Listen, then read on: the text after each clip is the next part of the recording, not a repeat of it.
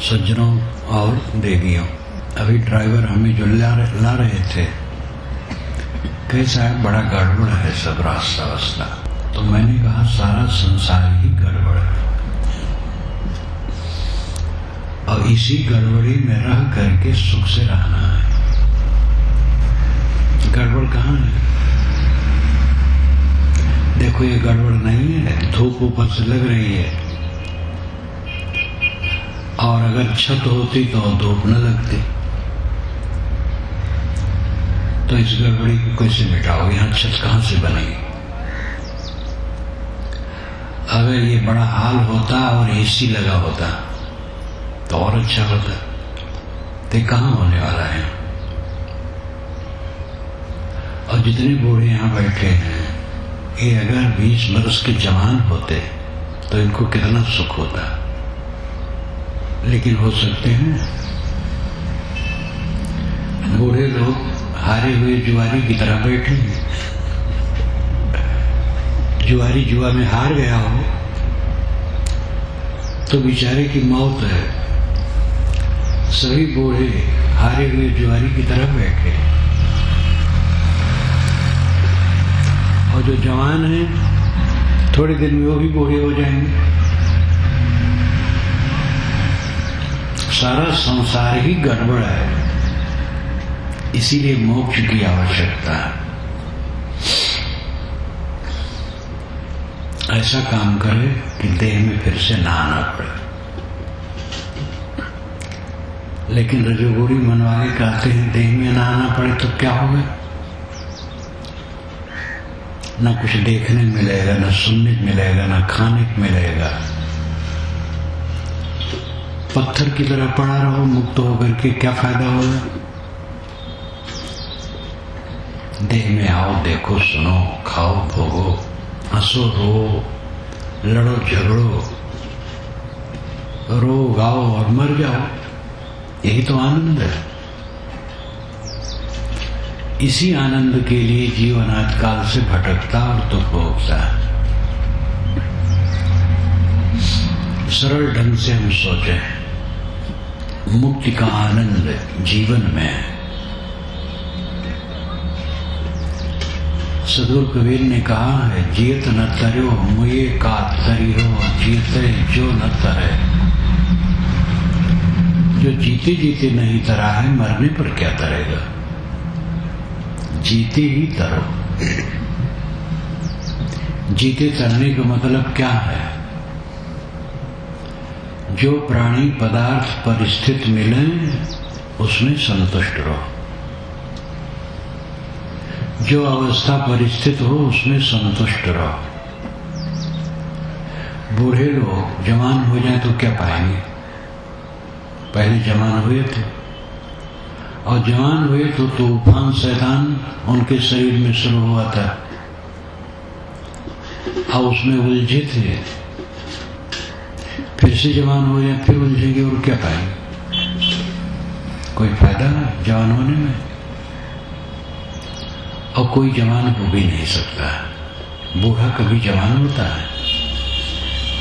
जैसा रहता है वैसा रहता है। बूढ़ा तो बूढ़ा है।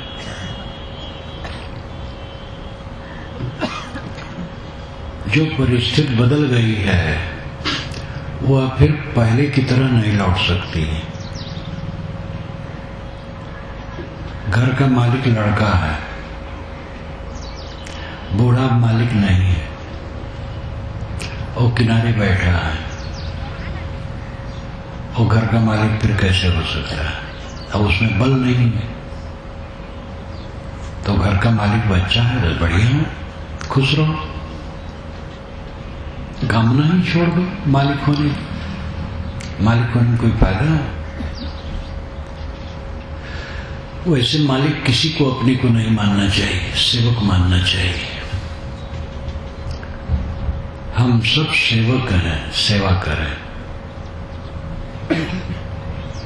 अपना मन ऐसा बनाए कि किसी अवस्था में वो दुखी न हो। किसी अवस्था में दुखी न होना ही मोक्ष है। सब समय प्रसन्न। बीमारी है तो उसकी पहली औषध है धीरज, धैर्य रखो, फिर चिकित्सा कराओ, औषध करो, संयम करो, कट जाएगा। पीड़ा होगी सालो, जब अधिक पीड़ा होगी तो आप बदहोश हो जाएंगे। ये प्रकृति का बड़ा सुंदर विधान है। जब शरीर में ज्यादा पीड़ा आती है तो आदमी बदहोश हो जाता है, होश में नहीं रहता है, तो कोई तकलीफ नहीं रहती। जब तक सहने योग्य होगा सहेंगे, और जब अधिक हो जाएगा तो अपने आप बदहोश हो जाएंगे। क्या चिंता। हमारे अनुकूल लोग थे, लेकिन उनका मन बदल गया, वे प्रतिकूल हो गए, वे कटुकाने लगे, निंदा करने लगे, विरोध करने लगे। करने दो, आप उनका विरोध न करो। साथ के लोग विरोधी हो गए तो भी चिंता न करो, उनका विरोध आप न करो। अपने मन की क्रिया अपने ऊपर फल लाती है, ये ध्यान दो। जो हमारे मन की क्रिया होगी उसी का फल हमें मिलेगा, दूसरे के मन की क्रिया का फल नहीं मिलेगा। कोई हमें गाली देता है, मन ही मन बुरा मानता है, बड़ा खराब आदमी, शापता है अंदर अंदर, दूसरे से भी कहता हूं बड़ा खराब है, इससे हमारा कोई नुकसान होने वाला नहीं। लेकिन हमारे मन में अगर विकार है, किसी की निंदा में, किसी की बुराई में लगे हैं, किसी की ईर्ष्या में लगे हैं, किसी को तकलीफ देने की सोचते हैं, तो फिर हमारा मन खराब होगा और उसका परिणाम हमारे लिए दुखद होगा। अपने मन, वाणी और इंद्रियों के कर्मों का फल ही अपने को मिलता है। दूसरे के मन, वाणी और इंद्रियों के कर्मों का फल हमें कुछ नहीं मिलता है। कोई गाली देता है खड़ा होकर हमें, अगर हम सावधान हैं तो हमें कोई तकलीफ नहीं होगी। गाली देता रहे, हम प्रसन्न हैं। अपना मन अगर मजबूत है तो हमें कोई तकलीफ नहीं दे सकता। और कल्याण का यही रास्ता है। जो हमारे जीवन का परम उद्देश्य है, उसकी सफलता में हम परतंत्र नहीं हैं। और अगर परतंत्र हैं तो हमारे जीवन का उद्देश्य नहीं है। जीवन का उद्देश्य एक ही है, सुख से रहना। धन क्यों कमाते हैं? सुख से रहने के लिए। मकान क्यों बनाते हैं? सुख से रहने के लिए। विवाह क्यों करते हैं? सुख से रहने के लिए। जितना काम करते सब सुख से रहने के लिए करते हैं, किसी के लिए नहीं करते, अपने सुख के लिए करते हैं। स्थिर सुख जीव का उद्देश्य है, स्थिर सुख। दुख न मिले, केवल सुख मिले। वैसे प्राणी मात्र को इष्ट है कि दुख न मिले, सुख मिले। लेकिन अन्य प्राणियों में विवेक नहीं है, मनुष्य में विवेक है। मनुष्य इस लक्ष्य को पा सकता है। मनुष्य ज्यादा दुखी भी है, अन्य प्राणी दुखी नहीं उतने, क्योंकि मनुष्य सोचता ज्यादा है और सोच सोच करके अपने मन को खराब करता है, इसलिए दुखी है। जानवर हजारों हैं, एक साथ हैं, सब चलते हैं, खाते हैं, पीते हैं, बस। किसी जानवर को कोई ठुनकाया तो उसने भी ठुनका दिया, बस। कोई राग द्वेष नहीं। और मनुष्य अपने मन में बहुत सोचता है। थोड़ा सा प्रतिकूल लगा तो उसके लिए बैर बांध लेता है, बुराई करने लगता है, ईर्ष्या करने लगता है, क्रोध करने लगता है।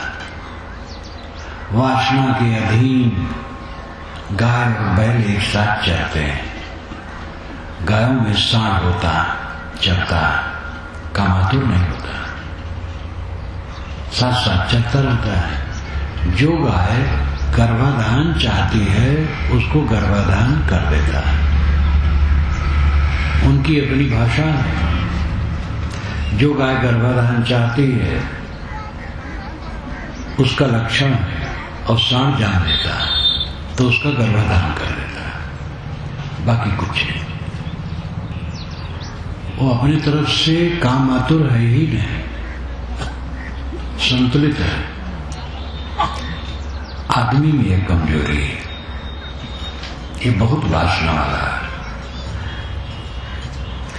इसीलिए बहुत दुखी है। गाय बैल के सामने चारा डाल दो, खाएंगे, पेट भर गया बस, उसी पर बैठ जाएंगे। अगर बचा है चारा तो टट्टी कर देंगे, पेशाब कर देंगे। उनको सूझ नहीं है कि इसको बचा के रखें, कल खाएंगे, इस पर टट्टी न करें, पेशाब न करें, इस पर न बैठें, अलग बैठें। ये उनमें सूझ नहीं, और सूझ नहीं और चिंता भी नहीं, इसलिए वो दुखी नहीं है। आदमी साल भर के लिए खाने के रखे लेकिन चिंतित है कि कल क्या खाएंगे। ऐसे लोग हैं जिनके पास काफी संपदा है लेकिन वो भी चिंतित है क्या खाएंगे। एक कहानी है, एक सेठ ने अपने मुनीम से कहा कि मेरे पास कितना धन है, मेरी कितनी पीढ़ियां बैठे बैठे खा सकती है। तो मुनीम ने समय एक सप्ताह का, सप्ताह भर में हिसाब लगा करके उसके सामने रखा। कहा आपकी 35 पीढ़ियां बिना काम किए खाती पीती रह सकती। तो सेठ बदहोश हो गए, मूर्छित हो गए। मुनीम ने पानी छिड़का, हवा दी, जगा। मुनीम ने कहा आपको कष्ट क्यों हो गए? सेठ ने कहा मैंने सोचा 36वीं पीढ़ी क्या होगा। 35 पीढ़ी तो खाएगी लेकिन 36वीं पीढ़ी क्या होगा। ये कहानी है। हम अज्ञान से मानते हैं कि हमारे पीछे वाले क्या खाएंगे। लगता है जो हमारे पीछे वाले होंगे उनके हाथ पैर नहीं होंगे, वे कुछ कर नहीं पाएंगे, इसलिए उनके लिए चिंता होती है। लेकिन ये समझो हमारे पीछे वालों के पास भी हाथ पैर हैं और होंगे, और उनके पास भी उनका तकदीर है, प्रारब्ध है, भाग्य। वे जी खाएंगे। हमें चिंता करने की आवश्यकता नहीं। सारा संसार जी खा रहा है, हमारे साथी क्यों नहीं जी खाएंगे? फुटपाथ पर रहने वाले लोग भी, उनके बच्चे भी खाते पीते हैं। आदमी निरर्थक सोचता है और निरर्थक सोच करके अपने सिर को फोड़ा बनाए रखता है। असहनशीलता, तृष्णा, अहंकार ये जीव को निरंतर सताते हैं। सहनशील बनो।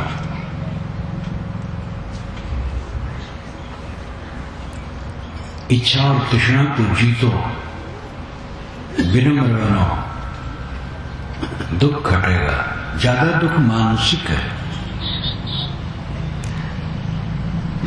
मन अगर प्रसन्न है तो शरीर में कष्ट होने से कोई कष्ट नहीं लगता है। आदमी का धान, किसान का धान खूब है, बढ़िया, खूब उपज हुई है। वो मजदूरों को लेकर के धान काट रहा है, धूप लग रही है, कष्ट शरीर में आ रहा है, लेकिन मन प्रसन्न है क्योंकि इस वर्ष खूब धान होगा। एक मित्र से वो मिलने जा रहा है। मित्र जिस प्रकार का हो, सांसारिक मित्र, पारमार्थिक मित्र, संत, गुरु, से कोई मुमुक्षु कल्याणार्थी मिलने जा रहा है, उसको यात्रा में कष्ट हो रहा है, लेकिन मन खुश है कि मैं अपने गुरु से मिलूंगा, संत से मिलूंगा, बोधवान पुरुष से मिलूंगा, मेरा जीवन बदलेगा। अंदर से खुश है। शरीर में कष्ट होता है, कोई फर्क नहीं पड़ता। जिसकी बुद्धि ऐसी नहीं है उसको कष्ट होता है। एक पर्वत के दूसरे तरफ महात्मा एक रहते थे, तो अगर पर्वत को बचा करके उनके पास जाना हो तो करीब 100 किलोमीटर चल करके तब मिलना होता था, और सीधे जाए तो आधा किलोमीटर पर होते। पर्वत सामने था लंबा, और उसके बीच में सुरंग था। उस सुरंग में कहीं तो आदम का था ऊंचा, खड़ा खड़ा चले जाओ, कहीं बैठ के जाना पड़ता था, कहीं बहुत झुक के जाना पड़ता था, यानी झुक करके बैठ करके जाना पड़ता था। अंधकार भी रहता था, कांटा खोबर भी रहता था। एक आदमी वैसे गया, महात्मा के पास पहुंचा, महात्मा ने कुशल पूछा। उसने कहा महाराज नरक हो गया, रास्ता बड़ा खराब है, अब तो इधर से कभी नहीं आएंगे, जब हमारे तरफ आप रहेंगे तो हम आपके दर्शन कर लिया करेंगे। महाराज नरक हो गया। वो 10 मिनट में करीब 20 बार नरक नरक कहा। महात्मा चुप रहे। 1 घंटा के बाद दूसरा भक्त वैसे आया उसी रास्ते से। महात्मा ने कुशल पूछा। उसने कहा महाराज आनंद आ गया। महात्मा ने कहा रास्ता बड़ा खराब है। उसने कहा महाराज जो रास्ता है ये कितनी बड़ी बात है, अब तो एक बार देख लिया, जब आप इधर रहेंगे मैं ऐसे आ जाया करूंगा। आपके दर्शन पा करके मैं आनंदित हो गया। रास्ता दोनों के लिए समान थे, समान था, दोनों के लिए रास्ता समान था, लेकिन एक की बुद्धि अच्छी है, एक की बुद्धि अच्छी नहीं। जिसकी बुद्धि अच्छी नहीं वो समझता है कि मेरा नरक हो गया, अब ऐसे नहीं होगा। जिसकी बुद्धि सही है वो सोचा, कष्ट उठाया और संत के दर्शन पाया। एक बार कठिनता लगती है, दोबारा तो और सरल लगेगा। उसकी समझदारी, समझ के फर्क में बड़ा फर्क हो जाता है। पति का स्वभाव गर्म है। जो देवी समझदार होती है वो समझती ठीक है उनकी गर्मी उनके पास रहे, मैं सह लूंगा। पुरुष आया कुछ बड़बड़ाया, देवी सहारी, पुरुष अपने आप ठंडा हो जाएगा, कहां तक बड़बड़ाएगा।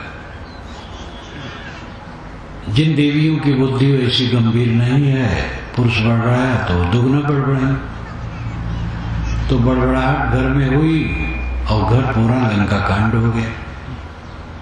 बाहर के लोग भी हंसते हैं कि कैसे बदतमीज ये दोनों लड़ते हैं। ज्यादातर देवियां सह करके जीत लेती हैं, पुरुष बड़बड़ाता है, देवियां शांत रहती हैं। एक वकील की पत्नी ने मुझसे कहा उन्हीं के सामने, कहा महाराज इनको गुस्सा जब देखो तो अब बहुत बड़बड़ाते हैं। तो मैंने कहा तुम सा लिया करो। कहीं महाराज मुझे चिंता ही नहीं है, बड़बड़ाना कितना बड़बड़ाना हो, मैं चुप रहती हूँ, ये अपने आप थक जाते हैं। तो उनके पति भी हंसने लगे। वकील, उनकी आदत बड़बड़ाने की थी, गुस्सा की थी। जो बड़बड़ाता है वो हारता और थकता है, जो गम खाता है शांत रहता है वो जीतता है और शांत पाता है। अपनी एनर्जी व्यर्थ में खर्च न करो, अपनी शक्ति व्यर्थ में नष्ट न करो, बड़बड़ाओ ना, गुस्सा न करो। भवसागर का दुख वैसे बहुत ज्यादा है, उसको बढ़ाओ ना।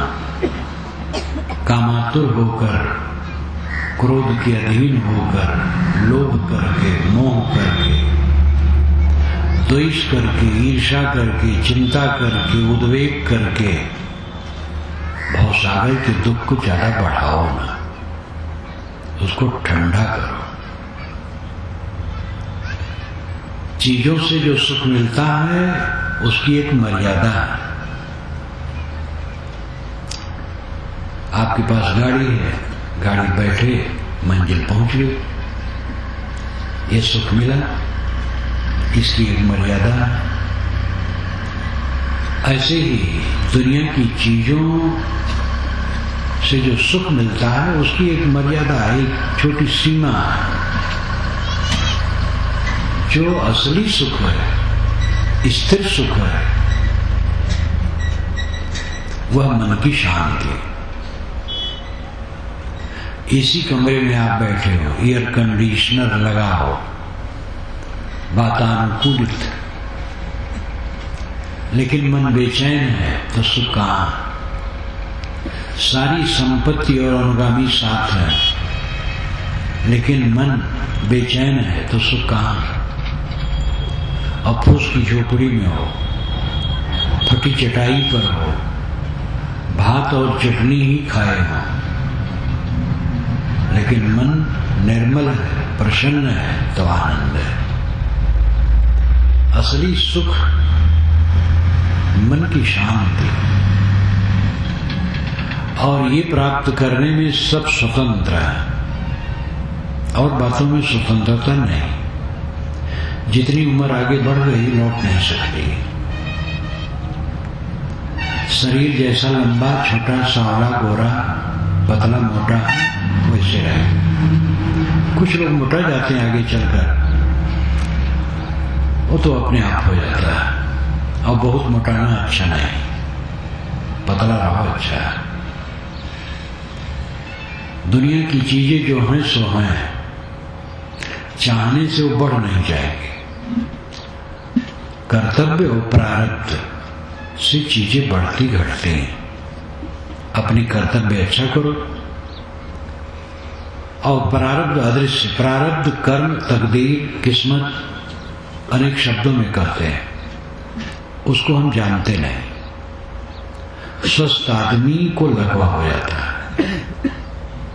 और नहीं जानता मुझे लकवा हो जाएगा। सामान्य आदमी धनी हो जाता है थोड़े दिन में, ऐसा चांस पड़ता है, और नहीं जानता है कि मैं इतना धनी हो जाऊंगा। प्रारब्ध, किस्मत, भाग्य, तकदीर जिसे कहते हैं, वो अदृश्य है, दिखाई नहीं देता है।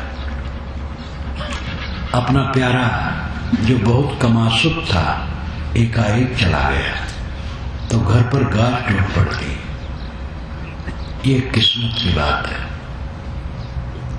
अचानक ऐसे व्यक्ति का संयोग पड़ गया जो बड़ा कुशल और समर्पित हो गया आपको, अब आपका पूरा व्यवहार संभाल लिया। ये प्रारब्ध किस्मत का प्रसंग है। इसको कोई नहीं जानता है कब क्या उदय होगा, इसलिए उसकी चिंता न करो। जो होगा सह लिया जाएगा।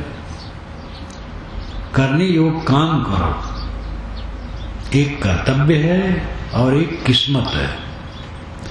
कर्तव्य अपने हाथ में है और किस्मत अपने हाथ में नहीं। किस्मत जो बन गई है वो सामने आना है, यद्यपि वो भी हमारे कर्मों से ही बनी है। हमारा कर्म ही किस्मत बन जाता है। एक आदमी, एक लड़का पढ़ता है, पढ़ते पढ़ते वो काफी पढ़ जाता है और वो ऊंचे पद पर जाता है, बहुत धन कमाता है और बहुत प्रतिष्ठा होती है।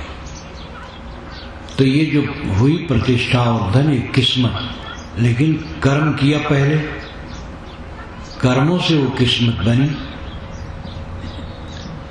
ऐसे पहले जन्म के कर्मों के भी किस्मत बनते हैं। पहले जन्मों के कर्मों की भी किस्मत बनते हैं। हमारा शरीर किस्मत में ही है, तकदीर में ही है। तो दो बातें हैं, कर्तव्य और किस्मत, कर्तव्य और भाग्य। भाग्य किस्मत एक ही बात है। कर्तव्य अपने हाथ में है, किस्मत अपने हाथ में नहीं, वो अपने आप आएगा। कर्तव्य करो, किस्मत पर सो मत, वो तो अपने आप आएगा। और जो आए उसके लिए तैयार रहो, जिसको मत, उलझो मत, उद्वेगित मत हो। जीवन में ऊंच नीच स्थितियां आती हैं। श्री राम को शाम को बताया गया था कि राज्य होगा सुबह, और सुबह दिया गया 14 वर्ष का वनवास। लेकिन वाल्मीकि रामायण में लिखा है कि राम को शोक नहीं हुआ। यह सुनकर के उनको शोक नहीं हुआ। एक किसान घर का लड़का जो खेत में ही जाकर के रात भर पड़ा रह सकता है, हार्ड है, कठोर है काम धाम में सहने में, उसको कह दिया जाए 14 वर्ष का वनवास तो कांप जाएगा। और श्री राम राजकुमार थे, राजभवन में पले थे, और उनको 14 वर्ष का कठोर वनवास दे दिया गया। उसमें शर्त थी कि वे किसी बस्ती नगर में न जाएं और किसी का दिया हुआ कुछ उपयोग न करें, स्वयं परिश्रम से उपार्जित करके गुजर करें और वन में रहें, एक राजकुमार के लिए। लेकिन वो राम को शोक नहीं हुआ। ये राम का रामत्व है, राम की ये महिमा है। जो लोग कहते हैं राम तो दुनिया के मालिक हैं, वो तो लीला कर रहे थे, तो उनके कहने के अनुसार राम की कथा बेकार हो गई, किसी कर्म लायक नहीं। राम का सारा त्याग तमाशा हो गया। वाल्मीकि रामायण में लीला नहीं कहा गया, कहीं कर्तव्य कहा गया। वो संसार में दुख भोगते हैं और सहते हैं और धीरज रखते हैं, ये उनकी विशेषता है। और हम लोगों के लिए ये प्रेरणा है। अगर लीला करते थे तो कोई प्रेरणा नहीं, तब तो बस सुमर सुमर भवसागरता ही, सुमर सुमर के संसार सागरता रहो। नाम रूप लीला धाम, बस यही कल्याण का रास्ता बताते हैं भगत लोग। उनका नाम लो, उनके रूप का ध्यान करो, उनकी लीला सुनो और देखो, और अंत में उनके धाम में चले जाओगे। उनका धाम कहीं है, ये सब भूल भुलैया, कहीं धाम नहीं। धाम आपका आत्मधाम है। राम की विशेषता है, कृष्ण की विशेषता है उनका कर्तव्य, उनके अच्छे आदर्श। इसी प्रकार दुनिया के समस्त पुरुषों की बात है, उनके उच्च ज्ञान, अच्छे कर्तव्य हम लोगों के लिए प्रेरणादायक है। जीवन में ऊंची नीची स्थितियां आती हैं, सब पर आती हैं, और जो सभी स्थितियों में समभाव से रहता है वो उद्वेगित नहीं होता, वो दुखी नहीं होता। कोई भी स्थिति रुकेगी नहीं, चली जाएगी, आकर के चली जाएगी। ठंडी, गर्मी, वर्षा, अनुकूल, प्रतिकूल, सम्मान, अपमान, कुछ नहीं रहेगा। समता भाव से जो जीता है वही सुखी रहता है। मुक्ति का आनंद इसी जीवन में है। जो प्राप्त है उसमें संतुष्ट रहो। अनुकूल मिले, प्रतिकूल मिले, सम्मान मिले, अपमान मिले, आदर मिले, निरादर मिले, मुनाफा मिले, घाटा मिले, सब में समता बुद्धि। ये जीवन को जीत लेना है, अपने को जीत लेना है, संसार को जीत लेना है। ज्ञान का मतलब है समता में हमारी स्थित हो जाए, सब समय समता। अनुकूलता पा करके बहुत हर्षित होगे तो प्रतिकूलता में दुखी होना पड़ेगा। लाभ में बहुत पुलकित होगे तो हानि में रोओगे। और ये दुनिया ऐसी है, बदलने वाली। यहाँ जो बुजुर्ग बैठे हैं वो ख्याल करें, जब उनको पुत्र पैदा हुआ होगा तो कितना हर्ष हुआ होगा, लेकिन आज उनको पुत्र के लिए उतना हर्ष नहीं। क्यों? क्योंकि वो समझते हैं पुत्र तो अपने मन का हो गया, अपनी बीवी का गुलाम हो गया। ज्यादातर बूढ़े यही कहते हैं, लेकिन ऐसी बात नहीं। दूसरे के दिल में बैठ करके तब उसका मूल्यांकन किया जा सकता है। आपका लड़का नन्हा सा था, खेलता खाता था, मासूम, बड़ा हुआ, पढ़ा लिखा, रंग चढ़ा उस पर दुनिया का, तो इच्छाएं बदली, विवाह हो गया, पत्नी आ गई उसकी, तो अपना मन और पत्नी का मन, दोनों का मन उसे निभाना पड़ रहा है। बोझा उसका बढ़ गया, फर्क पड़ेगा। पत्नी भी अपना सुख दुख कहेगी, समझदार नहीं तो बढ़ा चढ़ा के कहेगी, और अगर आप समझदार नहीं है तो आप बढ़ा चढ़ा करके मन में लेंगे तो गड़बड़ होगा। लेकिन कुल मिलाकर के पत्नी का मन और अपना मन, दोनों मन ले करके आपके पुत्र को चलना पड़ता है। तो बचपना का मन कहाँ है? 10 वर्ष का, 15 वर्ष का बच्चा था, उस समय जो मन था, आज आपका बच्चा 35 वर्ष का है, 40 वर्ष का है, तो वैसे कैसे रहेगा? फर्क पड़ेगा। उसको सहो, अपने पर भी सोचो। आपकी ऐसी अवस्था थी तो आप में भी परिवर्तन आया था। न तो प्रेम स्थिर रहता है और न अनुकूलता स्थिर रहती, सब कुछ बदलती है। प्रेम वहीं स्थिर रहता है जहां निष्काम भाव से होता है। सकाम भाव से प्रेम जो होता है वो बदलता है, स्थिर नहीं रहता है। ये दुनिया ही बदलने वाली है। कितने पुरुष शिकायत करते हैं मुझसे, अपनी पत्नी के सामने करते हैं, शायद देखो इनको समझा दो। मैं लड़कों को डांटता हूं तो ये लड़कों की तरफ हो जाती है, और लड़के और ये दोनों एक साथ मैं अलग हो जाता हूं, मैं बेकार हो जाता हूं। मुझे बड़ा दुख होता है। ये मुझसे दुश्मनी करती हैं, ये गैंग बना रखी, गुट बना रखी लड़कों का, ये लड़कों के साथ है, मैं अकेला हो गया हूं। तो मैं ऐसे लोगों से कहता तुम भी उसी में मिल जाओ, उसी गुट में, बस एक हो जाए। पुरुष अहंकारी, ये अहंकार बैठे बैठे हैं। माताएं विनम्र, बच्चों के लिए प्यार, तो बच्चों का उल्टा पलटा सह करके भी वो प्यार करती है।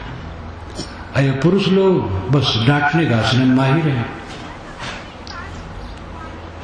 ऐसे भी देख लो, कोई बच्चा है, नन्हा बच्चा है, टट्टी कर दिया, टट्टी कर दिया, उसी में देह में भी लग गया, तो उसका पिता अगर बहुत करुणा करेगा तो इतना ही करेगा, उसका हाथ पकड़ करके घसीट करके उसके माँ के सामने कर देगा, देव ये तुम्हारा बच्चा है कि दिया। लेकिन माता उसको प्यार से उठा लेगी, धोएगी, पोछेगी। तो माता का स्नेह अलग है। तो बच्चे माँ के पास बैठेंगे, बात करेंगे। पढ़े लिखे लड़के कितने हैं, माँ से बात करते, पिता से नहीं करते। तो पिता समझता मैं तो अकेला हो गया, पत्नी भी उसी बच्चे की तरफ मिल गई और सब एक तरफ है, मैं अकेला हूं। तुम भी उसी में मिल जाओ, तुम भी नम्र हो जाओ। सुख के लिए ज्यादा धन की जरूरत नहीं है, सुख के लिए पवित्र मन की जरूरत है। पवित्र मन नहीं रहता है और धन की बड़ी इच्छा है। अधिक धन बढ़ जाएगा तो समझ लो अपवित्र मन वो धन का दुरुपयोग करके और नरक करेगा। अधिक धन बढ़ेगा, शराब पियोगे और भी उद्दंडता का काम करोगे। इसलिए अधिक धन बढ़ना कोई सुख का कारण नहीं है, मन का निर्मल होना सुख का कारण है। मन की निर्मलता पर सब ध्यान दो। नर नारी सब मन को निर्मल रखो। जिनके साथ रहो उनसे हिल मिल के रहो, प्रेम से रहो। स्वभाव अलग रहेगा, समझदारी अलग रहेगी, संस्कार अलग रहेंगे, गुण कर्म अलग रहेंगे, उनको सहना पड़ेगा। किसी का स्वभाव होता है गुस्सा, किसी का स्वभाव होता है मीठा, कोई बड़बड़ी, कोई शांत। सबको सहना है और सबको सह के निभाना है, तब शांति पाओगे। जीते जीते मुक्ति का उपदेश संत करते हैं। सदगुरु ने यही कहा, जियत न तरो मुए का तरी हो, जियते जो न तरे। जो जीते जीते नहीं तरा, मरने क्या तरेगा। और जीते तरना यही है, जो परिस्थिति आए उससे अपने मन को ऊपर रखना, किसी भी परिस्थिति में विचलित न होना। प्राणी पदार्थ परिस्थिति में विचलित न होना, चंचल न होना, क्षुब्ध न होना, पीड़ित न होना, ये विजय है और यही मोक्ष है। और ऐसा करते करते जो आगे बढ़ेगा तो अंतिम मोक्ष को भी वो समझेगा। कक्षा 1 का लड़का 16वीं कक्षा के विषय को कैसे समझ सकता है। धर्म में भी उतना प्रेम नहीं, समझ नहीं, और मोक्ष की बात की आलोचना की जाए, कोई समझदारी है। करते करते किसी दिशा में ज्ञान बढ़ता है। इसलिए मैंने कहा था, मेरे ड्राइवर ने कहा कि साहब रास्ता बड़ा खराब है। मैंने कहा पूरी दुनिया ही खराब है, लेकिन उसी खराब दुनिया में रहना है संतोष से, प्रेम से। तो हंसने लगा। ये दुनिया क्या है, ऊबड़ खाबड़, ठंडी गर्मी, वर्षा, हल्ला गुल्ला, कीचड़ पानी, राग द्वेष, कलह कल्पना, सारा संसार उत्पात का घर। लेकिन इसी में अपने मन को शीतल करके रहो तो हर समय एसी भवन में हो, एयर कंडीशनर मानो लगा, हर समय शीतल है। आबो हवा ठंडी, कश्मीर नहीं साहब, ठंडा वो कलेजा जिसे कश्मीर उसे कहते हैं। कश्मीर की आबोहवा ठंडी नहीं है, कलेजा ठंडा हो वो कश्मीर है। कश्मीर की आबोहवा ठंडी है, ठीक है, शरीर को शीतल करेगी, मन को शीतल नहीं करेगी। मन को शीतल करेगी जब मन संतुलित होगा, सहनशील होगा, गमखोर होगा, क्षमाशील होगा।